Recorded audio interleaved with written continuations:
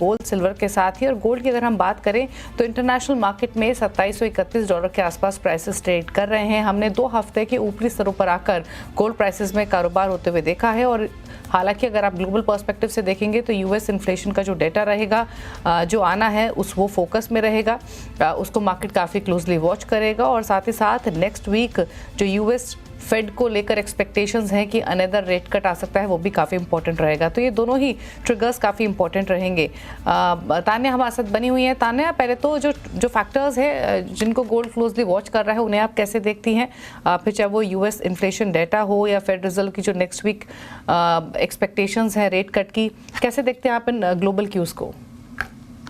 देखिए, सारे markers gold के लिए इस टाइम काफी पॉजिटिव हैं। अगर देखा जाए तो इस टाइम नहीं बल्कि पिछले कुछ महीनों से ही चलते चले आ रहे हैं।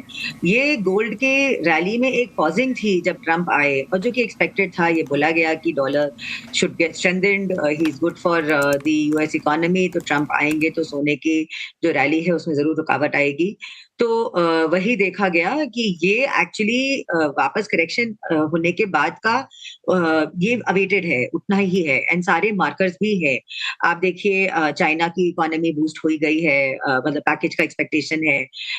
वहां की बाइंग इस रिकॉर्ड बाइंग, उनका जो पॉजिंग हो गया था 6 महीने का, वापस शुरू हुआ है। उसके अलावा जियोपॉलिटिकल ट्रिगर था, ये वापस जो सोना एकदम से उछाल आया है, वो जो सीरिया में हुआ और साउथ कोरिया में हुआ, ये ट्रिगर्स हैं जो कि छोटा सा भी ट्रिगर अगर आता है तो सोना वापस बढ़ी जा रहा है। प्लस जितना भी अगर आप देखें, next week it should be very interesting. Expected कि काफी सारे बैंक्स हैं, सेंट्रल बैंक्स हैं जो कि रेट कट एक्सपेक्ट कर रहे हैं। Maybe Swiss bank, maybe EO, there's couple of more banks which are looking at rate cuts. तो ये सब दर्शाता है जो एक्सपेक्टेशन है जो आप बताए अभी कि डेटा आना है इन्फ्लेशन का, वो भी एक्सपेक्टेशन यही है कि it should B positive for gold. तो सोने पे सारे मार्कर्स ये बता रहे हैं कि बढ़ना ही चाहिए going forward from here. And मतलब जो ये ट्रेड जब से ट्रंप आए हैं, ट्रंप का आने का टाइम तो अच्छा था, जरूर सोने के लिए रुका।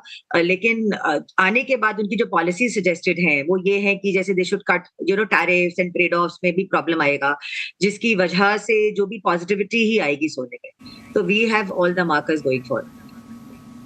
ओके अच्छा तान्या, इनफैक्ट अगले 1 साल के पर्सपेक्टिव से देखें तो व्यू तो पॉजिटिव है ही, लेकिन अगर हम नियर टर्म प्राइस मूवमेंट देखें तो आपको लगता है कि फिलहाल प्राइसेस रेंज में रहेंगे?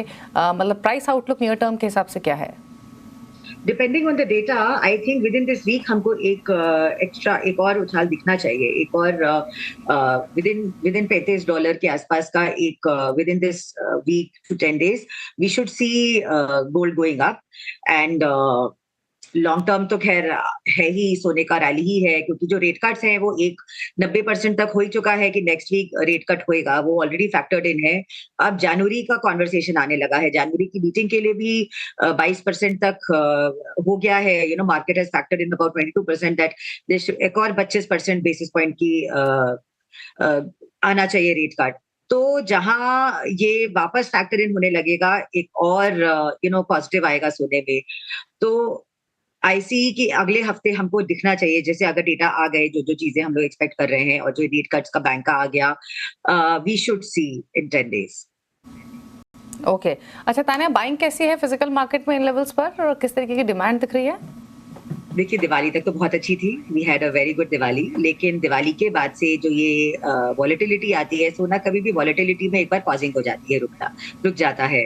प्लस वैसे भी 15 के बाद से इंडिया में शादी का सीजन चला जाता है, तो उसकी भी जरूर मैं कहूंगी दोनों का ही एक इफेक्ट है कि पिछले 10 दिन से हम लोग देख रहे हैं कि सोने की सेल्स काफी, जो ज्वेलरी की सेल है, इन्वेस्टमेंट की तो फिर भी बरकरार है, पर जो ज्वेलरी की सेल है वो जरूर धीमी पड़ी है। अच्छा, इन्वेस्टमेंट डिमांड कैसी है? और जैसे आपने कहा कि वो फिर भी फिजिकल ज्वेलरी बाइंग के मुकाबले थोड़ी सी बेहतर दिखाई दे रही है, तो क्या लोग ज्यादा खरीद रहे हैं और किस तरीके के फ्लोज दिख रहे हैं फिलहाल? देखिए, more than buying there is a lot of interest in lot of walk-in and discussion also. जैसे सोना ऐसा चीज है ना, मैं हमेशा बोलती हूँ कि हॉबी होता है लोगों का उसका रेट ट्रैक करना।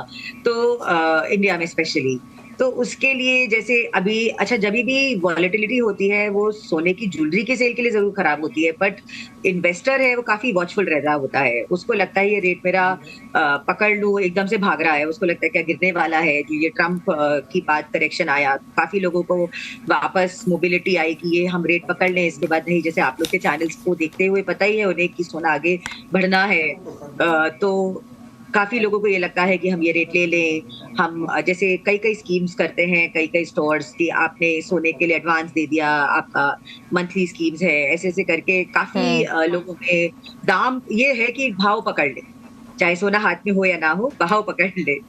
तो ज्वेलरी भी आगे जिसको लेनी है, जिनकी बहुत अच्छी शादियां हैं, मार्च तक काफी वेडिंग सीजन है, तो जिनको आगे भी ज्वेलरी लेनी है तो वो ज्वेलरी बाद में लेंगे, पर उन्हें लग रहा है थोड़ा हम भाव ये पकड़ ले, like there many people are now factoring in कि हम थोड़ा भाव अभी जैसे किसी को मान लीजिए 500 ग्राम सोना टोटल शादी के लिए खरीदना है तो 100 ग्राम ये भाव ले लें, फिर अगले 2 हफ्ते बाद वॉच करके फिर, तो वो एवरेजिंग करने के लिए काफी ये सब चीजें भी देखने को मिल रही है इस समय।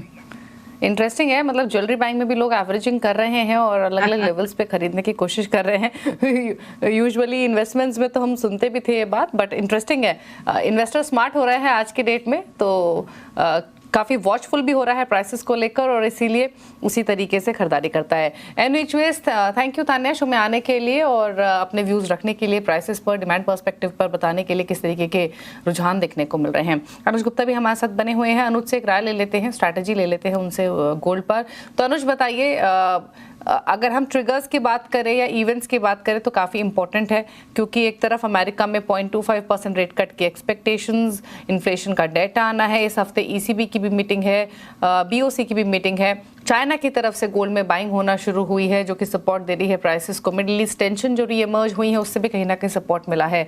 अब इन सब फैक्टर्स की वजह से जो रुझान तेजी का बना है वो कितना सस्टेनेबल है, क्या आउटलुक है प्राइसेस पर यहाँ से? दीपाली जी गुड मॉर्निंग। देखिए, अगर आप इवेल्युएट करेंगे पिछले एक महीने से तो एक रेंज में ट्रेड कर रहा था, मगर पिछले महज 3 दिनों में एक अच्छी खासी रिकवरी हमने गोल्ड में आती हुई देखी। करीबन 2000 पॉइंट से ज्यादा की रिकवरी हमने गोल्ड में आती हुई देखी डोमेस्टिक मार्केट्स में, और करीबन आप देखेंगे तो $70 की रिकवरी हमने इंटरनेशनल मार्केट्स में आती हुई देखी है।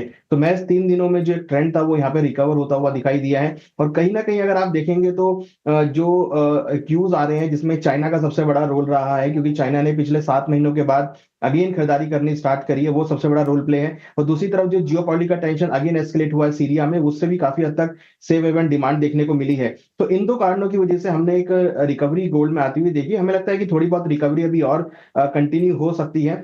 हमें लगता है कि $2710 $2715 तक के लेवल आपको इंटरनेशनल मार्केट में देखने को मिल सकते हैं। वहीं अगर आप सिल्वर को भी देखेंगे तो सिल्वर ने भी काफी अच्छा आउट परफॉर्म किया है। चाइना से जो डेटा आए हैं, चाइना ने जो स्टिमुलस पैकेज दिया है उससे काफी हद तक सपोर्ट मिला है। तो ओवरऑल अगर आप सिचुएशन देखेंगे तो एक पॉजिटिव साइड में सिचुएशन डेवलप होती हुई दिखाई दी है, जिसकी वजह से हमने एक रिकवरी का ट्रेंड मेटल से बनता हुआ देखा है। तो हमें लगता है कि गोल्ड के अंदर यहाँ पे खरीदारी का ट्रेड लेना चाहिए। करीबन 78,000 के आसपास 200-300 रुपए करेक्शन आता है तो खरीदारी का ट्रेड बना सकते हैं। स्टॉप लॉस लगाए करीबन 77,780 पे, टारगेट हमें लगता है कि 78,550 तक देखने को मिल सकता है। तो $2710 $2715 तक के लेवल गोल्ड में देखे जा सकते हैं। सेंटिमेंट पॉजिटिव है, हालांकि एक नजरिया ये भी है कि डॉलर इंडेक्स कंटिन्यूअसली इंक्रीज हो रहा है तो हो सकता है कि कहीं ना कहीं आपको आगे रेजिस्टेंस भी फेस करता हुआ दिखाई दे, मगर फिलहाल जो करंट सिचुएशन है वो ये इंडिकेट कर रही है कि गोल्ड के अंदर अभी और तेजी देखने को मिल सकती है।